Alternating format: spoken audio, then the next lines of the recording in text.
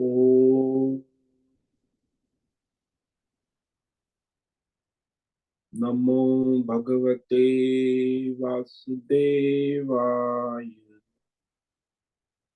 ओम नमो भगवते वासुदेवाय। ओम नमो भगवते वासुदेवाय।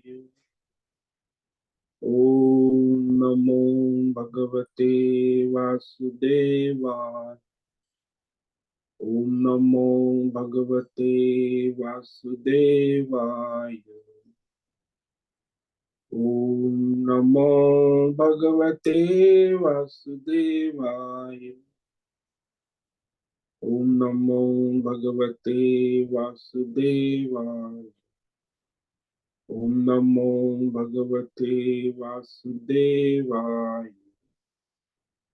ओम नमो भगवते वासुदेवाय। ओम श्री परमात्मने नमो नमः। ओम गणपतये नमो नमः। ओम सरस्वत्यै नमो नमः। ओम गुरुभ्यो नमो नमः। ओम सहनाववतु सहनौ भुनक्तु सह वीर्यं करवावहै तेजस्विनावधीतमस्तु मा विद्विषावहै। ओम शांति शांति शांति। सदाशिवसमारंभां शंकराचार्यमध्यमाम् अस्मदाचार्यपर्यन्तां वन्दे गुरुपरम्पराम्। वन्दे गुरुपरम्पराम्। ओम पार्थाय प्रतिबोधितां भगवतां नारायणेन स्वयं व्यासेन ग्रथितां पुराणम् मध्ये महाभारतम् अद्वैतामृतवर्षिणीं भगवतीम् अष्टादशाध्यायिनीम् अम्ब त्वामनुसन्दधामि भगवद्गीते भवद्वेषिणि। वसुदेवसुतं देवं कंसचाणूरमर्दनं देवकी परमानन्दं कृष्णं वन्दे जगद्गुरुं। नमस्ते परमं ब्रह्म सच्चिदानन्दरूपाय निर्गुणाय नमस्तुभ्यं ओंकाराय नमो नमः। सर्वे दुर्गाणि तरन्तु सर्वे भद्राणि पश्यन्तु सर्वे सद्बुद्धिमाप्नोतु सर्वे सर्वत्र नन्दतु। ओम तत्सत। ओम ओम ओम। आप सभी ऑनलाइन नेटवर्क पर उपस्थित भगवद गीता श्रवण साधकों को आज प्रातः का अभिवादन अभिनंदन अभिवंदन। हरि ओम हरि ओम हरि ओम। हम सबको आज का यह दिव्य दिन तन मन धन जन देश काल विषय वस्तु परिस्थिति अवस्थाएं अध्यात्म भौतिक दैवी क्षेत्र व्यष्टि समष्टि सबको अपने अपने पूर्व में अनंत जन्मों में किए हुए संचित पाप पुण्य धर्म अधर्म मिश्र कर्म के पके हुए फल स्वरूप में वर्तमान में आज सभी को अपने अपने प्रारब्ध अनुसार परमेश्वरीय अचिंत्य योग माया के माध्यम से प्रसाद स्वरूप में प्राप्त हुआ है। अतः आज का यह दिव्य दिन परमार्थ हेतु निष्काम सेवा यज्ञ देव यज्ञ ऋषि यज्ञ पितृ यज्ञ मानवता यज्ञ भूत प्राणी यज्ञ सात्विक दान शारीरिक वाचिक मानसिक तप निष्काम कर्म योग ध्यान योग भक्ति योग ज्ञान योग साधना स्वाध्याय वेद शास्त्रों का अध्ययन अध्यापन उपासना आराधना के लिए समर्पित करे और कराए। अत्यंत दुर्लभ मनुष्य जीवन को परमार्थ हेतु सार्थक करे और करवावे। आज विक्रम संवत 2080 फाल्गुन मास कृष्ण पक्ष की नवमी तिथि है जो सायं 6:28 तक है। उसके बाद 10वीं तिथि लग जाती है। आज है उत्तर आषाढ़ नक्षत्र, जो रात्रि 9:46 तक है। उसके बाद श्रवण नक्षत्र लग जाता है। आज है बुधवार और यहाँ वसंत ऋतु चल रही है। रात्रि का न्यूनतम तापमान 14 डिग्री रहा और दिन का अधिकतम तापमान 32 डिग्री। वायु की गति 5-10 किलोमीटर प्रति घंटा चल रही। ईस्वी सन 2024, 3 अप्रैल 2022, सुबह के 7 बजने वाले। कलियुग का प्रथम चरण 5248वां वर्ष, 7वां वैवस्वत मनवंतर, श्वेत वराह कल, ब्रह्मा जी का 26वां दिन और 51वां वर्ष चल रहा है। तो ऐसे अनंत कोटि ब्रह्मा और ब्रह्मांडीय यह परमेश्वरी अचिंत्य योग माया में हमारा यह एक ब्रह्मांड, इस ब्रह्मांड में यह पृथ्वी लोक में समुद्र के ऊपर जम्बू द्वीप में विश्व का एकमात्र वैदिक राष्ट्र भारत में उत्तर हिमालय प्रांत में उत्तराखंड राज्य में टिहरी जिले में हिमालयन शिवालिक पर्वतमाला के अंतर्गत मणिकुट पर्वत के ऊपर नीलकंठ महादेव के सामने ऋषिकेश नगरी में मुनि की रेती प्रांत में शीशम जाड़ी में अवधूत वाड़ा आश्रम के सी ब्लॉक के पहले माले से 5 नंबर कमरे से गंगा किनारे से हम स्वामी उत्तमानंद सरस्वती भगवद गीता के आचार्य शिष्य स्वामी चिन्मयानंद सरस्वती महाराज, कैवल्य अद्वैत वेद व्यास भगवदपाद शंकराचार्य की श्रृंगेरी संन्यास परंपरा से शिक्षित दीक्षित, सनातन वैदिक भारतीय हिंदू धर्म अनुसार संपूर्ण भगवद गीता ज्ञान यज्ञ ऑनलाइन चैतन्यमय जीवन लाइव प्रसारण के अंतर्गत व्याख्यान माला में अध्याय 4 ज्ञान सर्व संन्यास योग के श्लोक नंबर 37 पर संस्कृत एवं हिंदी में व्याख्यान करेंगे। दिव्य पवित्र सरल व्यावहारिक सटीक पूर्ण वर्ण अक्षर पद वाक्य पंक्ति श्लोक अध्यायों की संगति संधि अन्वय शब्दार्थ वाक्यार्थ भावार्थ रहस्यार्थ के यथार्थ तात्पर्य सहित वैदिक शास्त्र वेदव्यास साहित्य शांकर भाष्य एवं परंपरागत सन्यासी आचार्यों की टीका टिप्पणी सहित आज का यह दिव्य व्याख्यान करेंगे। कृपया आप सभी श्रद्धा भक्ति ध्यान से परिपूर्ण होकर के यह दिव्य श्रवण साधना करें। इसमें से कुछ ग्रहण करे, कुछ धारण करे, कुछ अपने जीवन में चरितार्थ करे और उसमें निरंतरता लाए।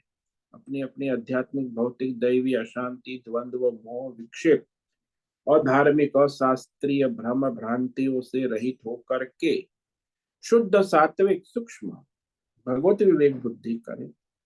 अपने शरीर इंद्रिय प्राण मन वचन कर्म से एक रूप एकाग्र होकर वेद शास्त्र आचार्य परंपरा अनुसार विवेक बुद्धि करें और करवावे।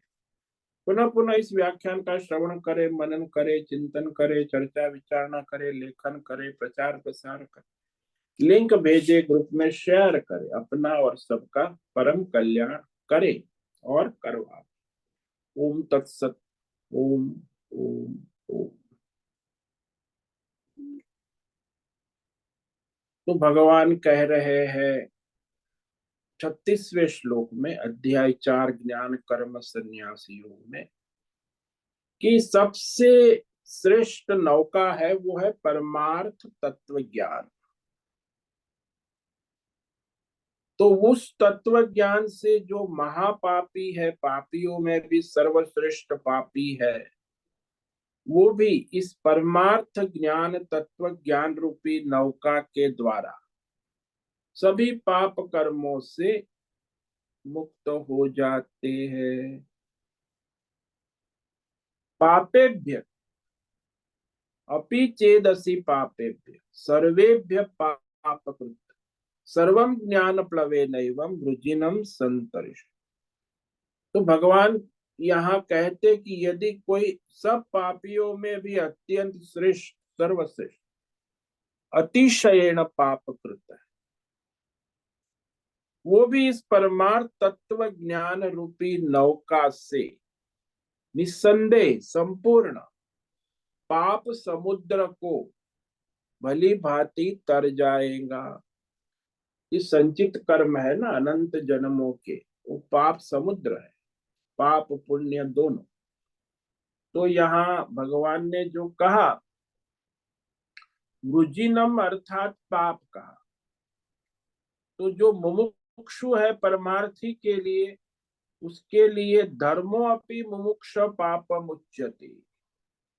केवल पाप से नहीं छूटता, पुण्य कर्मों से भी छूट जाता, क्योंकि कामना से अभिमान से किया हुआ, अहंकार पूर्वक किया हुआ पुण्य भी बंधन का कारण है। इसीलिए उस पाप पुण्य दोनों कर्म बंधनों से छूट जाते, क्योंकि पुण्य बंधन का कारण है कि वो सुख देता है, स्वर्ग देता है, लोकांतर जन्मांतर में फल उत्पन्न करता है। तो फल के उसके कारण बंधन होने वाला ही है। पुण्य किया है उसका भी बंधन है, अभिमान से, अहंकार से, कर्तृत्व अभिमान से, धर्म अधर्म सारे फल देंगे। वो तो उसका नित्य नियम है, ईश्वरीय कर्म का फल मिलता है। लेकिन जो निश्चित है सारे कर्म का फल सकाम, यदि निष्काम ईश्वर समर्पित अभिमान छोड़कर अहंकार रहित भगवत समर्पित भाव से किए हुए कर्म वो फल नहीं देते, इसीलिए बंधन वाले नहीं हो सकते। तो मुमुक्षु के लिए पुण्य कर्म भी पाप कहा गया। हालांकि व्यवहार दृष्टि से तो धर्म को पाप नहीं कह सकते, पुण्य कर्म है तो व्यवहारिक धर्म दृष्टि से धर्म पाप नहीं है, उससे भी छूटना यहाँ लक्ष्य है, परमार्थ लक्ष्य है। परमार्थ दृष्टि से कहा है कि पुण्य भी पाप है, बंधनकारी है। तो भगवान ने बताया कि इस ज्ञान रूपी नौका से वह सभी प्रकार के संचित पुण्य पाप रूपी समुद्र को तर जाएगा। तो प्रश्न होता है कि आखिर वह उसके किए हुए संचित पाप पुण्य कर्मों का होगा क्या। तर जाने में ऐसी प्रतीति होती है कि समुद्र से तर के निकल गए, लेकिन वहां समुद्र तो वैसा का वैसा रह गया, तरने वाला उससे पार हो गया।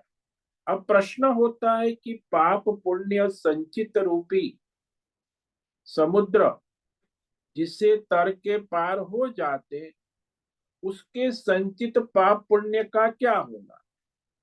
इसका उत्तर दृष्टांत से बताते हैं कि वो सारे संचित कर्म से पार उतर जाते। या तात्पर्य अर्थ ये है रहस्य की उससे अलग होना नहीं, उस सारे कर्म जो है वो भगवतमय हो जाता है, समाप्त हो जाते हैं, परिपूर्ण हो, अर्थात कर्म जो है निर्बीज हो जाता। तो ये अब आगे कहते हैं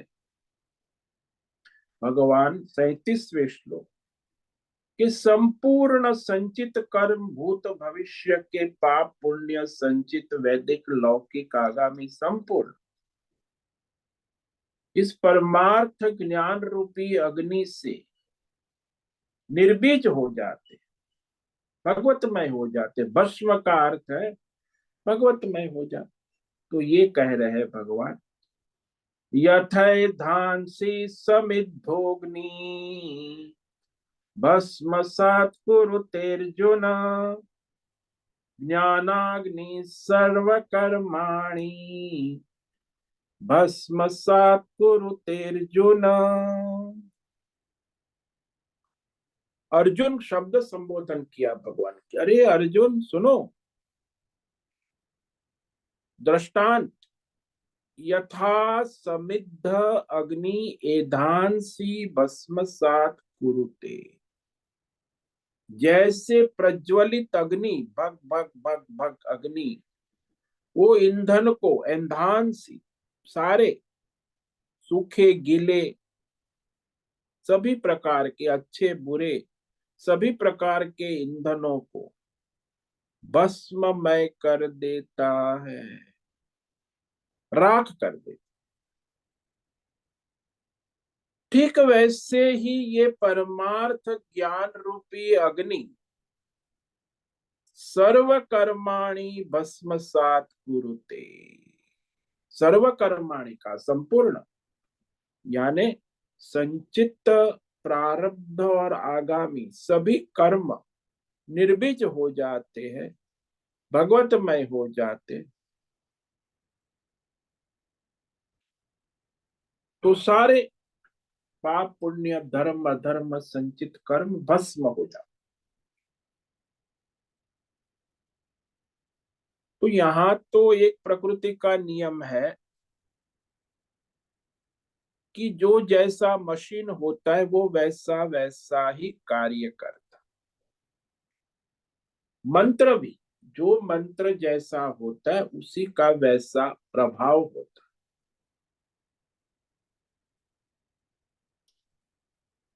अब यहाँ नौका समुद्र को पार कर लेने के बाद वह सागर को पार कर लेती, वैसे ही यह आत्मज्ञान रूपी नौका परमात्मा वह संसार को पार करते।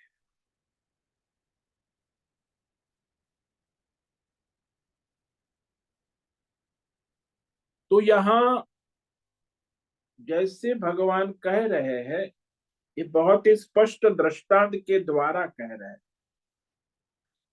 समिद्ध अग्नि, जिस अग्नि को हवा तेल घी अर्पण कर खूब प्रज्वलित कर दिया गया और भरी प्रकार से प्रज्वलित हो गई है, उस प्रज्वलित अग्नि से सारे अच्छे बुरे गीले सूखे सब प्रकार के ईंधन राख हो जाते हैं, भस्म हो जाते, निर्बीज हो जाते।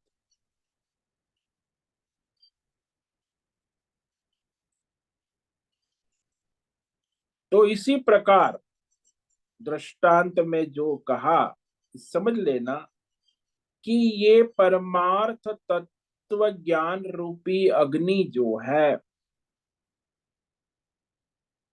वह सारे संशय और परस्पर असंगति, विप्रतिपत्ति कहा, असंगतिया सभी को, सभी प्रतिबंधों को हटाकर दूर कर देती है।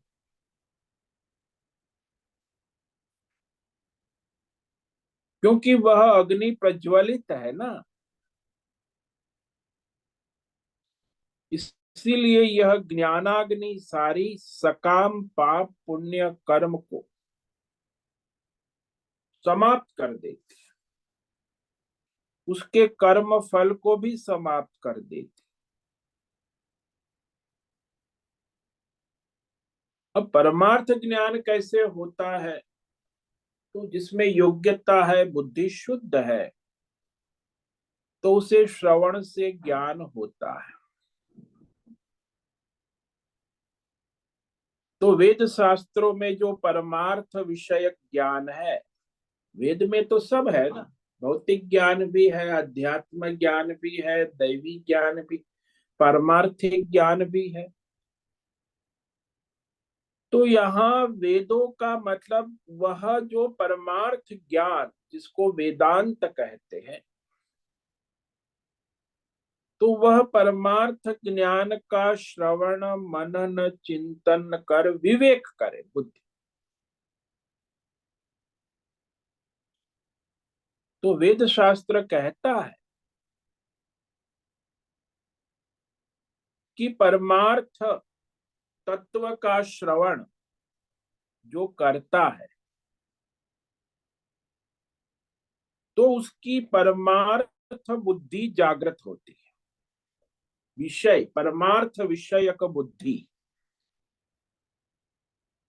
तो परमात्मा के विषय में श्रवण करेगा तभी तो हो गया। जब जानता ही नहीं परमार्थ क्या है तो विषय परमार्थ विषयक बुद्धि कैसे जागृत होगी।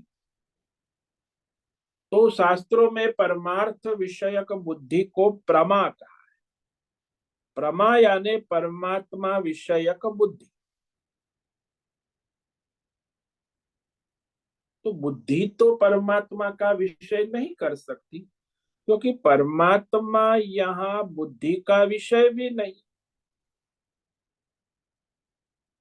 न शब्द का विषय है न वृत्ति का विषय है। परमात्मा के विषय में कोई व्यक्ति की बुद्धि प्रमाण नहीं। उसके लिए वेद शास्त्र वेद मंत्र ही उसका तात्पर्य अर्थ का विषय है। यानी उसके निर्णय करने में केवल वेद मंत्र वेद शास्त्र ही प्रमाण है। यानी मानवीय बुद्धि प्रमाण नहीं, इसीलिए वो बुद्धि का विषय है। हालांकि वो मानवीय बुद्धि वेद शास्त्र के मंत्रों का अनुसंधान करे तो वो उसकी बुद्धि भगवतमय हो गई, शास्त्र शास्त्र अनुसार, नहीं कि अपनी व्यक्तिगत बुद्धि, भौतिक बुद्धि नहीं। परमार्थ से अनुसंधित भगवतमय परमार्थ बुद्धि। इसलिए परमात्मा ये मानवीय व्यक्तिगत वैज्ञानिक बुद्धि का विषय नहीं है। इसलिए वैज्ञानिक लोग कभी परमात्मा की खोज नहीं कर सकते, क्योंकि उनकी व्यक्तिगत बुद्धि है ना। और परमात्मा किसी व्यक्तिगत बुद्धि का विषय हो ही नहीं सकता, उसकी इंद्रिय मन का विषय भी नहीं हो सकता। तो शास्त्र है, वेद प्रमाण है, वेद मंत्र के द्वारा तात्पर्य का विषय है। वेद मंत्र क्या कह रहा है उसका अर्थ तत्वार्थ तात्पर्य है उसे समझना। तो वह तत्वार्थ निश्चित बुद्धि में होता है वेद मंत्रों के द्वारा, अपनी बुद्धि के द्वारा नहीं। वेद मंत्रों के द्वारा हमारी बुद्धि सुसंस्कृत होती है। तो तत्वार्थ हमारी बुद्धि जो शुद्ध बुद्धि है भगवत बुद्धि, उसमें परमार्थ विषय तत्व निश्चित हो जाता। तो परमार्थ तत्व विषय जो वेद शास्त्र के अनुसार निश्चित हो जाता है तो उसे परमात्मा तत्व का ज्ञान हो जाता। तो यहाँ केवल वेद मंत्र वेद शास्त्र ही प्रमाण है। अन्य भौतिक अध्यात्म दैव विषय प्रमाणों के साथ उसका विरोध है। परमात्मा ज्ञान जो है वो कोई लौकिक ज्ञान नहीं है, न भौतिक ज्ञान है, न आध्यात्मिक ज्ञान है, न दैवी ज्ञान। परमार्थ तत्व अलौकिक है। तो वह ये सारे भौतिक ज्ञान से उसका तालमेल नहीं हो सकता, अध्यात्म ज्ञान से भी उसका तालमेल नहीं हो, दैवी सिद्धि शक्तियों से भी उसका ताल, क्योंकि वो सबसे निराला है।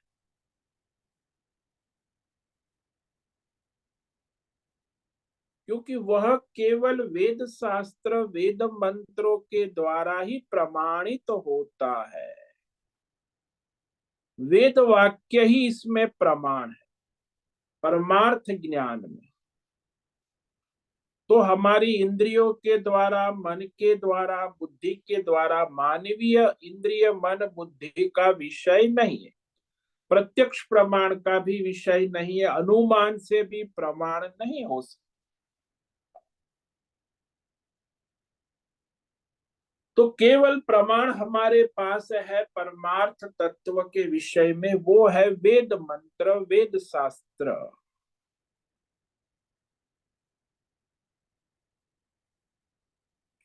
इसीलिए उसे हम दूसरे किसी के साथ जोड़ नहीं सकते।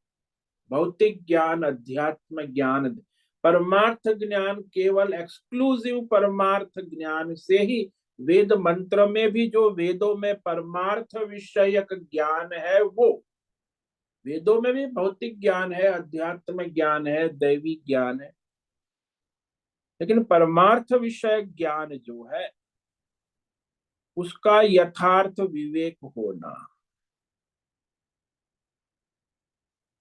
कई बार परमार्थ तत्व का विवेक जो है क्षणिक हो भी जाता है, लेकिन वो टिकता नहीं। इस समझ में नहीं आता, कभी समझ में आ भी जाता है, यथार्थ समझ में लाना। जैसे दृष्टांत ले लो कि बिजली चमक गई कड़ाके के साथ, खड़क खड़क, और बिजली की क्षणिक चमक हो जाने से वहां अंधेरे में पड़ी हुई रस्सी जो हमें सर्प रूप में दिख रही थी, वो क्षणिक रस्सी रूप में दिख गई। बिजली तो एक क्षण में चमक कर नष्ट हो गई। तो वहां सर्प तो था ही पहले, पहले भी वही सांप दिख रहा था, अब भी सांप दिख रहा है।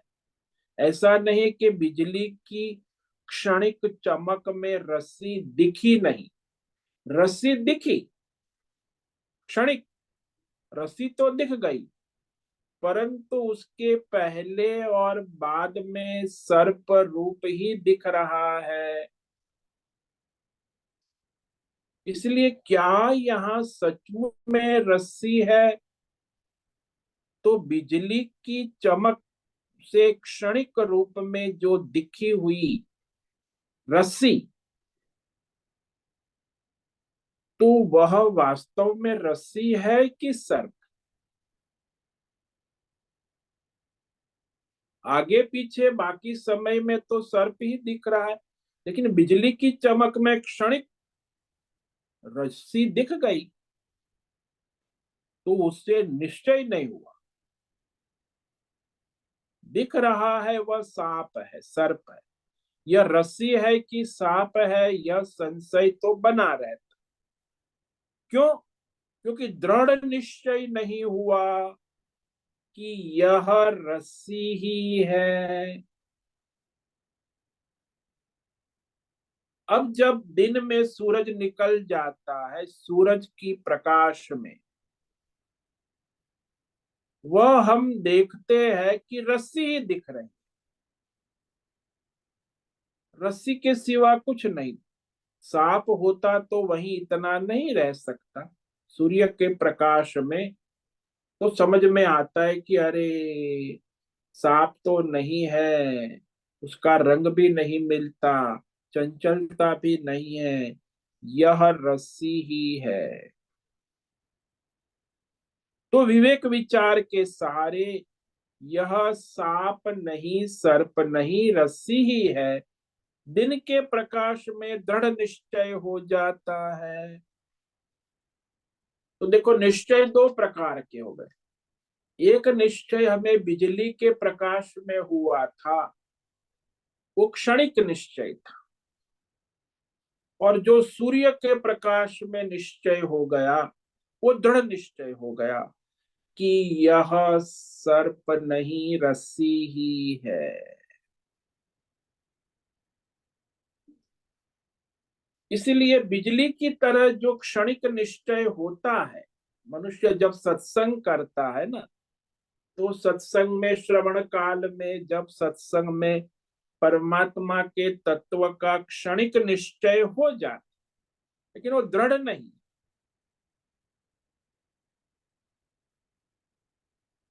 तो वहां वह निरंतर फिर व्यवहार संसार में लगने से वह निर्णय निश्चय नहीं होता दृढ़। क्योंकि बाद में उसे प्रत्यक्ष अनुमान प्रमाणों से भौतिक अध्यात्म दैव संसार की प्रतीति होती रहती है। सत्संग के समय उसे क्षणिक परमार्थ विवेक निश्चय हुआ, लेकिन बाद में तो वही भौतिक अध्यात्म दैवी संसार की प्रतीति होती रहती। इसीलिए संशय हो जाता है कि हमने जो विवेक विचार सत्संग श्रवण काल में जो निश्चय किया वेद शास्त्र मंत्रों के द्वारा, क्या वह निश्चय सचमुच में वैसा ही है? सत्संग में जो हमने सुना समझा,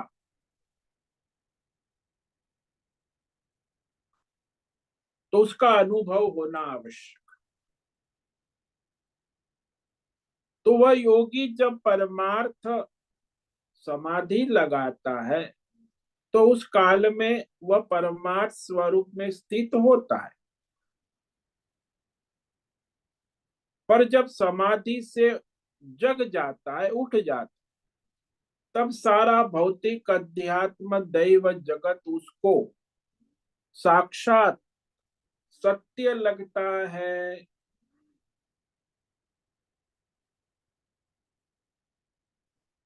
तो जब संसार सत्य लगता है, तो वो जो उसका विवेक विचार परमार्थ समाधि वह नहीं रहती।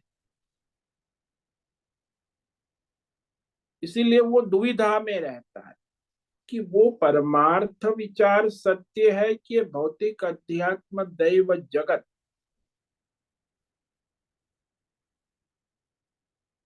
तो वो विवेक नहीं कर पाता। इसीलिए वह ये नहीं मानता है कि जब लौकिक भौतिक अध्यात्म दैव व्यवहार नहीं करते हैं, तो उस समय केवल परमात्मा का वह स्वरूप है। बाकी जब व्यवहार काल के समय में तो भौतिक अध्यात्म दैव प्रकृति माया का स्वरूप खेल रहा है, तो उस प्रकृति माया को भी वह सत्य मानने लगता है। परमार्थ और व्यवहार में विवेक नहीं कर पाता। प्रकृति माया को सत्य ही लगती है, उसे मानता है बार बार। फिर परमार्थ सत्संग के समय लगता है कि परमात्मा सत्य है। सत्संग पूरा हो जाता है तो लगता है कि ये संसार प्रकृति माया सत्य है। तो बार बार सत्संग करता है, समाधि ध्यान लगाता है, तो उसे अनुभव तो होता है, लेकिन फिर वो व्यवहार काल में वो चला जाता।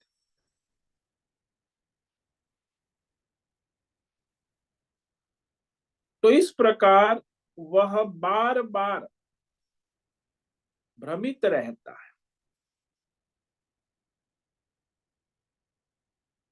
अब उसमें परमात्मा का अनुभव भी करता है। जैसे ही प्रारब्ध के कारण वह व्यवहार में आ जाता है, तो परमार्थ से उठता है, तो वो फिर लौकिक संसार की प्रतीति होती है और उसका निश्चय होता है कि ये भौतिक संसार, आध्यात्मिक संसार, ये प्रकृति माया, ये उसका सत्य प्रतीत होता है, क्योंकि विवेक पक्का नहीं हुआ है। हालांकि ये प्रकृति का माया का खेल है, लेकिन उस संस्कार है ना, तो उसका बाध नहीं होता, उसका संसार बाध नहीं होता। इसीलिए जो सत्संग कर रहे हैं उसे विवेक विचार काल में, श्रवण काल में परमार्थ का विवेक बोध जागृत होता है, उसे ज्ञान भी होता है। परंतु फिर जब वो लौकिक व्यवहार काल के अंदर व्यवहार और परमार्थ में दुविधा हो जाती, संशय आ जाता कि ये परमार्थ और व्यवहार में समन्वय नहीं कर पाता, ये परमात्मा तत्व का ज्ञान और ये भौतिक लौकिक व्यवहार, तो ये कहते कि यदि जिसकी बुद्धि में परमार्थ तत्व का ज्ञान जो है अभी दृढ़ नहीं हुआ है, यानी प्रज्वलित नहीं है, जैसे अग्नि प्रज्वलित है, तो जब वह निरंतर एकाग्रता पूर्वक विवेक विचार करके अपने स्वयं के प्रमाणों से होने वाला जो ज्ञान है, अब वो ज्ञान केवल भौतिक इंद्रियों के प्रमाण से नहीं होता है, वो वेद शास्त्र के प्रमाण से हो, और दूसरी ओर उसे ये इंद्रियों के द्वारा मन बुद्धि के द्वारा जो ज्ञान होता है प्रत्यक्ष प्रमाणों से, तो उसमें दुविधा होती वास्तविक क्या है। हालांकि वो इंद्रियों के द्वारा मन बुद्धि के द्वारा जो उसे ज्ञान होता है वो वास्तविक नहीं हो सकता, ये वो विवेक कर पाता है, समझता है। इसीलिए जैसे जैसे उसका परमार्थ ज्ञान दृढ़ होता है, प्रज्वलित हो जाता है, तो फिर उसे कोई संशय नहीं रहता। जैसे वो कहा, दिन के उजाले में रस्सी स्पष्ट दिखती है और बिजली के कड़ाके में रस्सी दिखती है, लेकिन फिर वो सर्प दिखने लगता है। ऐसे ही जो मनुष्य है जिसका निश्चय दृढ़ नहीं है, तो जब रात आती है तो फिर संदेह हो जाता है, रस्सी है कि सांप, संसार है कि परमार्थ है। हालांकि दोनों में दुविधा हमेशा रहती है, संसार है कि परमार्थ है, परमार्थ है कि संसार है, सांप है कि रस्सी है, रस्सी है कि, ये हमेशा, क्योंकि दृढ़ निश्चय नहीं हुआ है ना। जब दृढ़ निश्चय हो जाता है, प्रज्वलित ज्ञानाग्नि, तो फिर वो संसार के सारे संशय समाप्त हो जाते। बुद्धि ने निश्चय हो गया है कि ये रस्सी ही है, इसीलिए सांप दिखने पर भी सचमुच में सांप नहीं है, यह प्रतीति बनी रहती। तो संशय असंगति विरोधाभास नहीं रहता, परमार्थ ज्ञान अग्नि वो प्रज्वलित होती है ना, तभी कोई संशय नहीं रहता। तो संशय का कारण असंगति है, विरोधाभास। अब जब संशय मिट जाता है तो विरोधाभास, व्यवहार और परमार्थ, रस्सी और सर्प का भ्रम समाप्त हो जाता, केवल रस्सी है।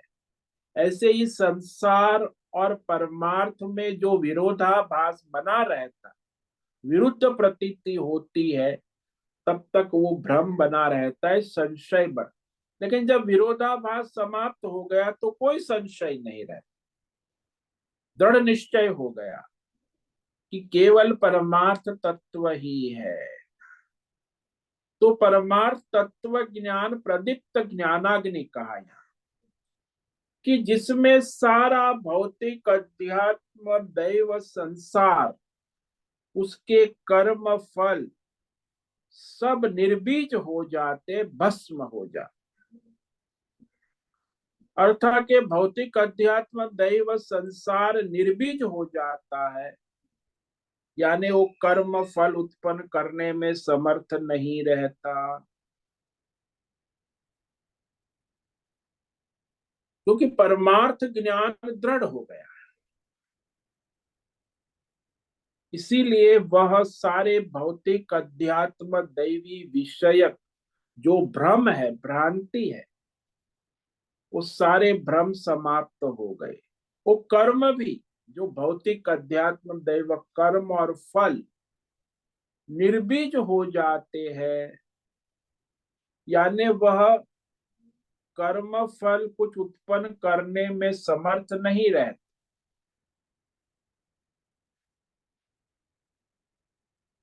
तो अग्नि का दृष्टांत समझाने भगवान ने बहुत ही सटीक दृष्टांत दिया।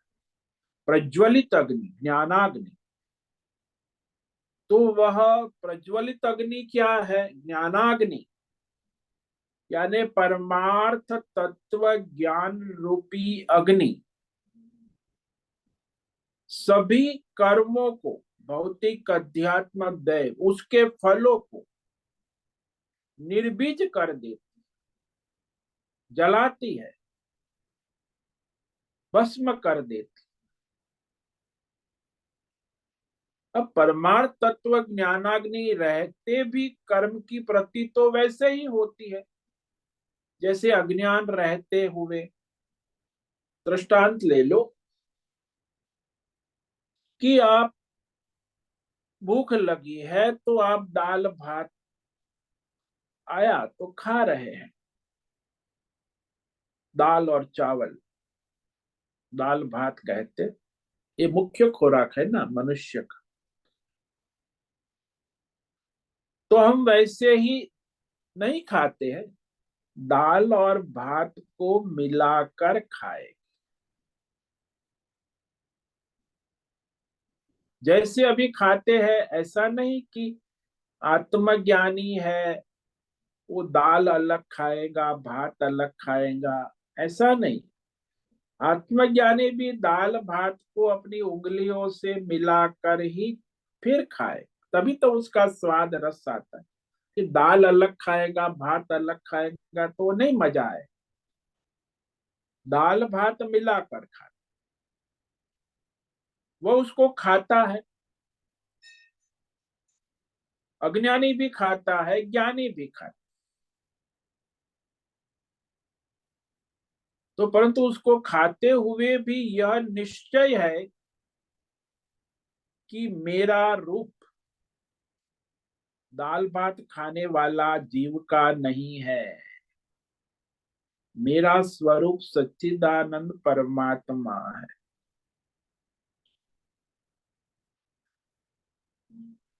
तो दाल भात खा रहा है, भोजन से उसका कोई कर्म संबंध नहीं रहता,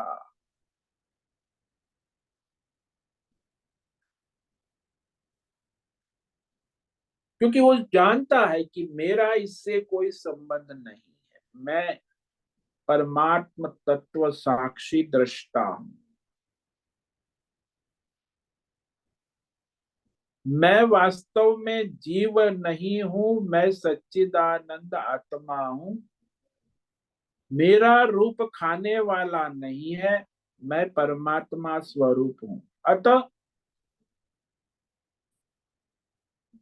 उसका वो भोजन के साथ कोई संग नहीं रहता, संबंध नहीं होता।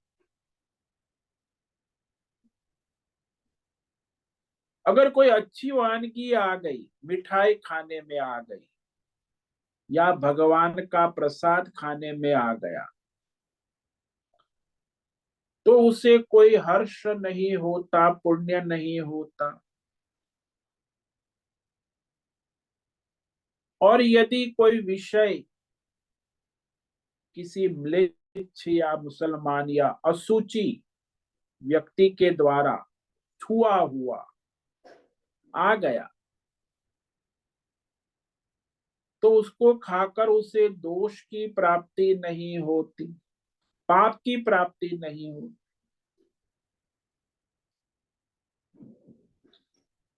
हालांकि वो भोजन करता है, दाल भात को खाने की प्रतीति तो है, पर मैं खाता हूं, खाने वाला हूं, ऐसा अभिमान नहीं है, जीव अभिमान।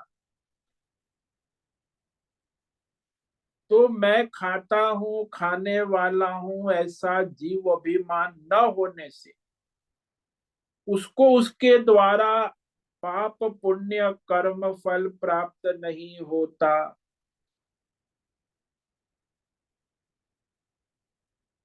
क्योंकि वो असंग है ना, अभिमान नहीं है, कर्तृत्व अभिमान नहीं है, भोक्तृत्व अभिमान।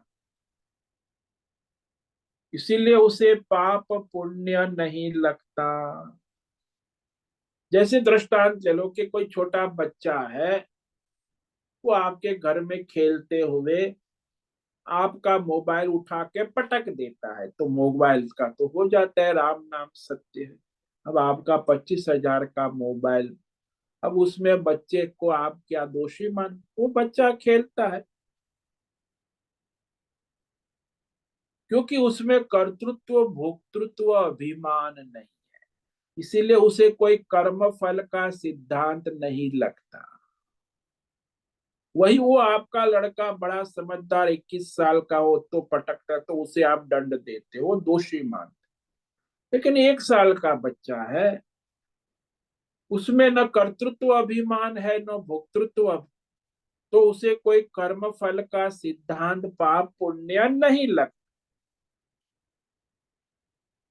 सारे कर्म निर्बीज हो जाते, कर्म फल रहित हो जाते। इसका यह तात्पर्य रहस्य अर्थ है कि यह कर्म जो है उसकी प्रतीति तो होती है, लेकिन वो फल उत्पन्न करने में समर्थ नहीं होता। इसीलिए यह दृष्टांत में कहा ना कि जैसे ईंधन भस्म हो गया, तो उस ईंधन की लकड़ी की प्रतीति भी नहीं होती, केवल राख दिखती। ऐसे ही हमारे सारे पाप पुण्य कर्म राख हो जाते हैं, भस्म हो जाते हैं, क्योंकि जो सारे कर्म व्यावहारिक प्रतीति नहीं होती है, पारमार्थिक दृष्टि बनी रहती। प्रतीति तो होती है, लेकिन उसके सामने वह कर्म जो है उसका बाद हो जाता है। जैसे आपकी परछाई है, आप चलते हो तो परछाई का बाद हो जाता है। परछाई कोई कर्म बंधन में नहीं आती, परछाई प्रतीत होने पर भी उसका आप बाध कर देते। ऐसे ही कर्म की परछाई रहती है, उसका कोई प्रयोजन नहीं रहता। क्योंकि ये जो कर्म है प्रारब्ध से शरीर बना है, प्रारब्ध कर्म से ही शरीर बना है, और प्रारब्ध कर्म से शरीर प्रारंभ हुआ है। प्रारब्ध कर्म को प्रतीत होते रहेंगे, और तो जब तक शरीर है तब तक कर्म भी होते रहेंगे। इसलिए इस विषय में हम और विचार कल करेंगे कि प्रारब्ध कर्म से शरीर प्रारंभ हुआ है, तो प्रारब्ध कर्म तो प्रतीत होते रहेंगे, लेकिन वह फल नहीं दे पाए।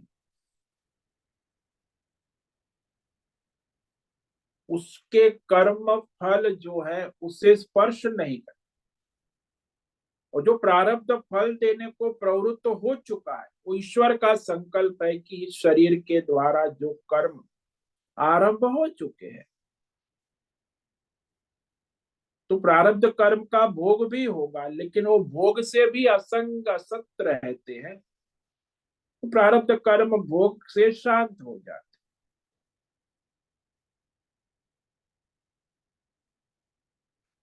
तो इस पर हम कल विचार करेंगे कि ये जो प्रारब्ध संचित और आगामी, इसमें संचित तो भस्म हो जाते हैं, लेकिन प्रारब्ध जो है वो रहते हैं। तो फिर उसका क्या होता है? जैसे भोजन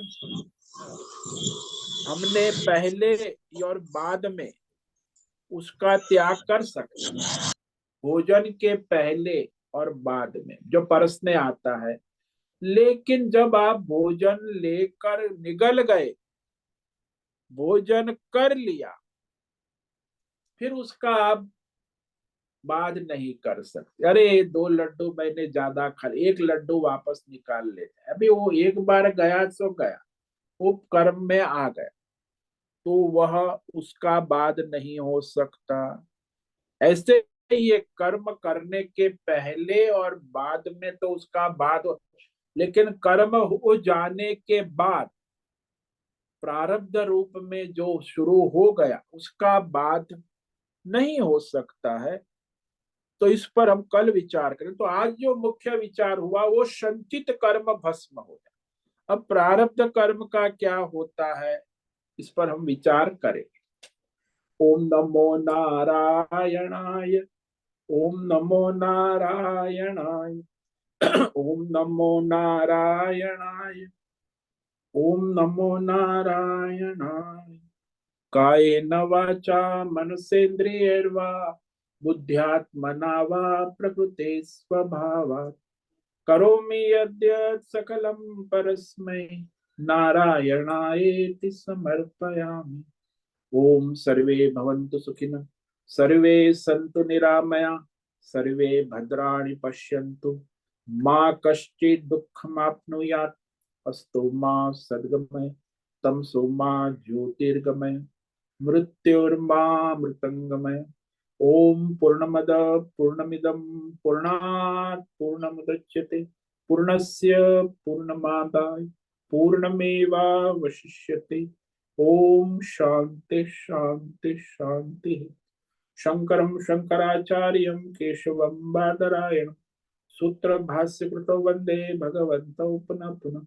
ईश्वरो गुरुरात्मेति मूर्ति भेद विभाग व्योमवद् व्याप्त देहाय दक्षिणामूर्तये नमो। ओम गुं गुरुभ्यो नमो नमः। ओम तत्सत् ब्रह्मार्पणमस्तु। ओम ओम ओम।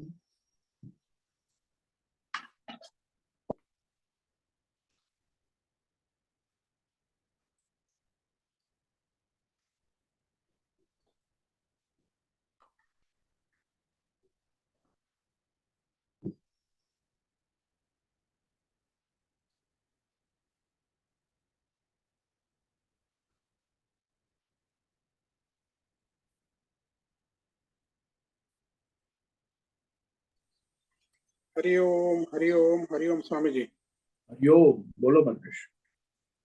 स्वामी जी, तो जब परमार्थ होता है तो संचित कर्म सब भस्म हो जाते हैं। हाँ, परमार्थ ज्ञान से तो संचित कर्म सारे जन्म जन्म हो तो सागर का ना सब हम्म। भस्म हो जाते। और प्रारब्ध कर्म जो है वो रहता है। वो शरीर के साथ शरीर का प्रारब्ध है, इसीलिए प्रारब्ध कर्म शरीर का प्रारंभ हुआ है, प्रारब्ध से ही हुआ है, इसीलिए वो प्रारब्ध कर्म प्रतीत होते रहेंगे। और आगामी कर्म भी भस्म हो जाते हैं। हाँ, आगामी संचित भी भस्म हो जाए।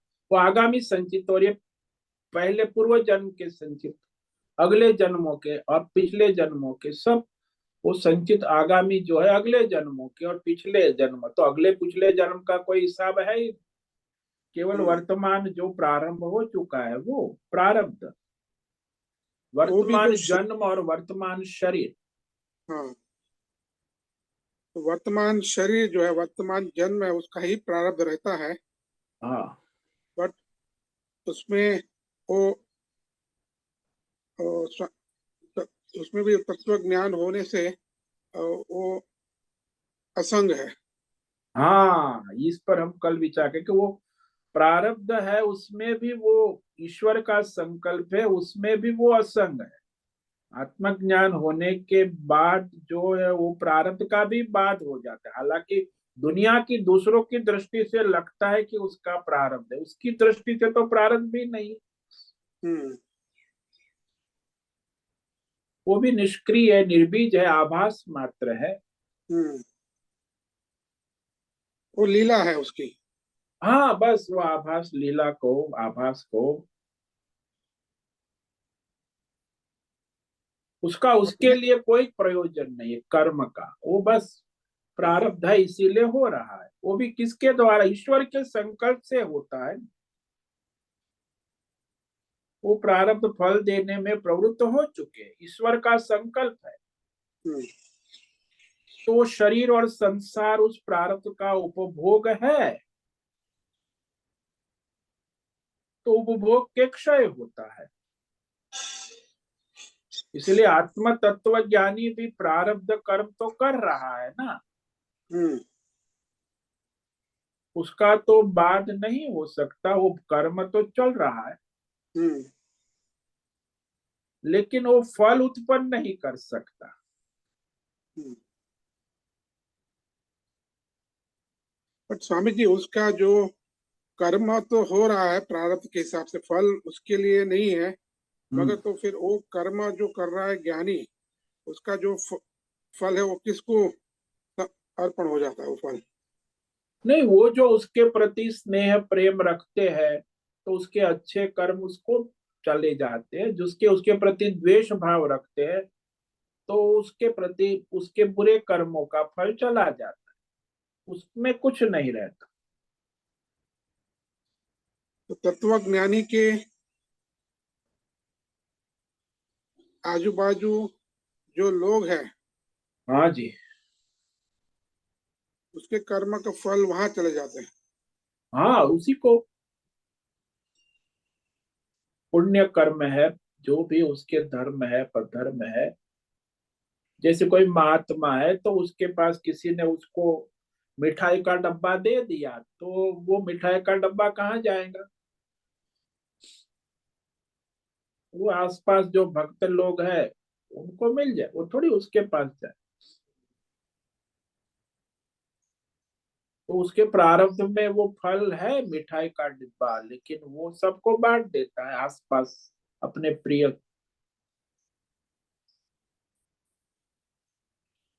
और जो उसके कोई ऐसे कर्म है तो वह उसके जो विरोधी है उसको पहुंच जाते हैं।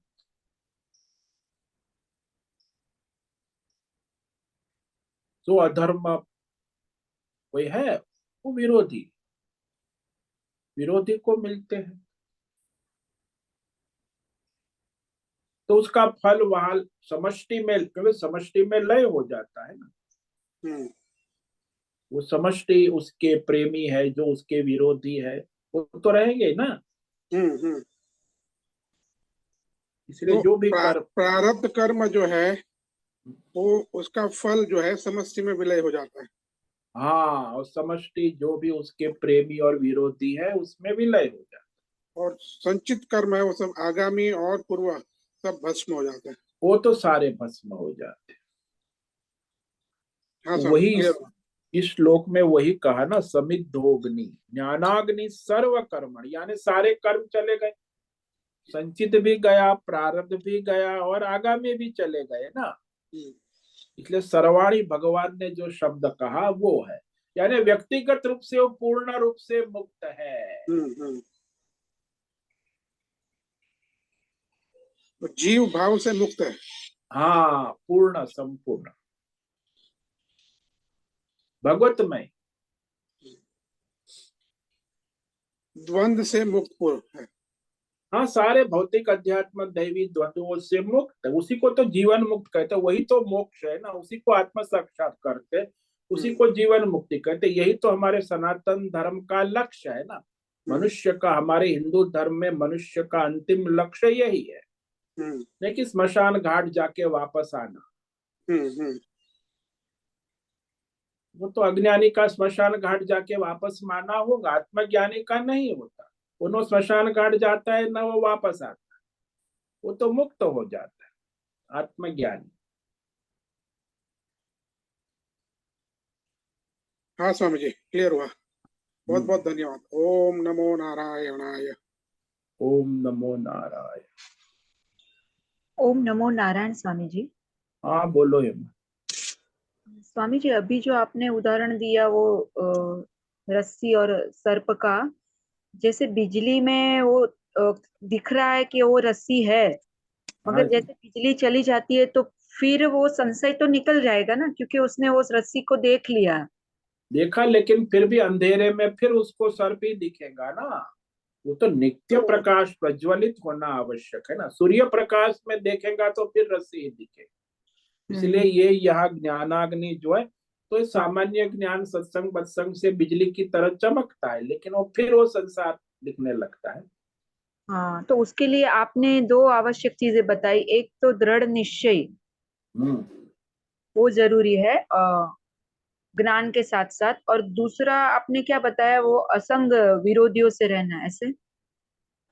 नहीं, उसमें असंग, जैसे आप सारे भौतिक अध्यात्म दैव विषयों से, कर्मों से, फलों से असंग रहना, अनासक्त होना।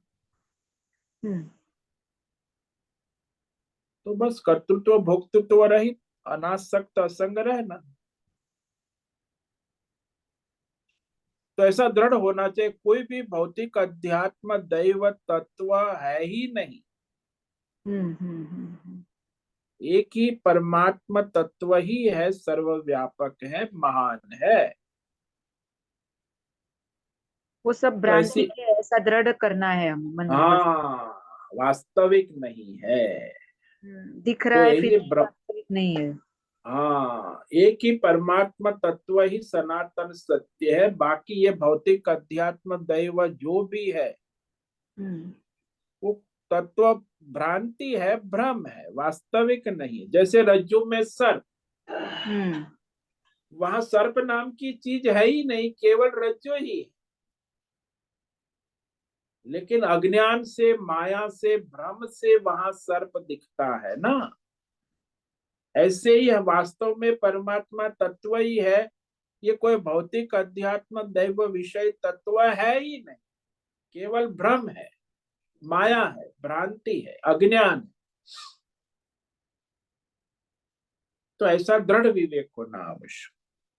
अभी हम लोग सिर्फ ब्रह्म को सत्य मान चुके रहे हैं, हाँ, और भौतिक सत्य को हम अध्यात्म, लोग मतलब सत्य दिख रहा है फिर भी संशय होता है, और वापिस हम लोग भ्रांति में चले जाते हैं। हाँ जी, हाँ जी, वही जो है ना, रात में बिजली के कड़ाके में आपने देखा ऐसे, हम्म तो फिर आप वही भ्रांति में चले जाते हम्म। तो अभी हमारा ज्ञान वो बिजली के जैसा है। हैं। हाँ जी, हाँ जी, हाँ जी, वही कह रहे हैं। अच्छा, तो उसे सूर्य प्रकाश जैसा नहीं है, प्रज्वलित अग्नि, जब आप निरंतर अभ्यास करोगे, आपकी ज्ञानाग्नि प्रज्वलित हो जाए सूर्य प्रकाश, तभी सब तो संशय फिर मुक्ति हो जाएगी। तो सारे संशय विपर्य की निवृत्ति हो जाए। हम्म। तब तक वो संशय विपर्य रहेगा। विपर्य यानी जो है वो नहीं, उसका हाँ, अलग दिख। विरुद्ध प्रतीति, विरोधाभास, अच्छा। असंगति, परस्पर, हम्म। परमात्मा और संसार में परस्पर असंगति, विरोधाभास। हम्म। हाँ स्वामी जी, क्लियर हुआ। मतलब दृढ़ निश्चय बहुत जरूरी है। हाँ, वो तो आपके जैसे ही आपका निष्काम बुद्धि दृढ़ होगी, तो शास्त्र में श्रद्धा होगी।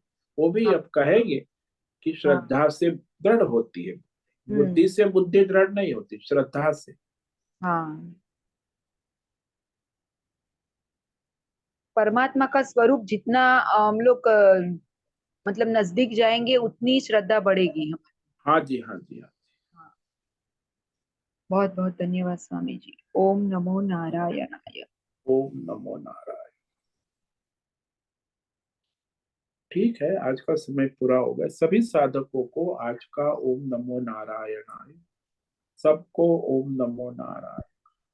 ओम नमो नारायण। ओम नारायण। नमो नारायण। ओम नमो नारायण स्वामी जी। ओम नमो ओम नमो नारायण नमो नारायणाय स्वामी। ओम नमो बहुत नारायण। धन्यवाद। ओम नमो उससे निवेदन नारायणाय है स्वामी। आज का सत्संग पूर्ण करे। ओम नमो नारायणाय। आज का यह दिव्य सत्संग हम यही पूर्ण करते हैं। सभी साधकों को ओम नमो नारायणाय।